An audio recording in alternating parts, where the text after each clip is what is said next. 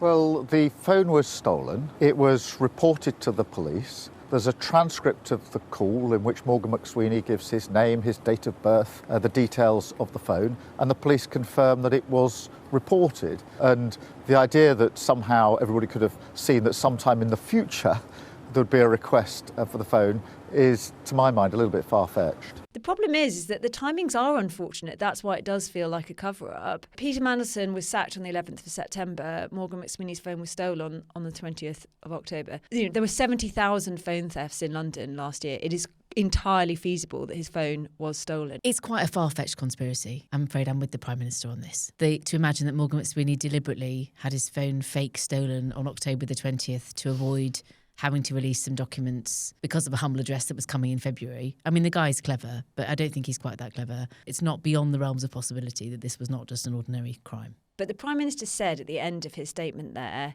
who could have known that there would be a future request for this phone and that it would eventually become relevant?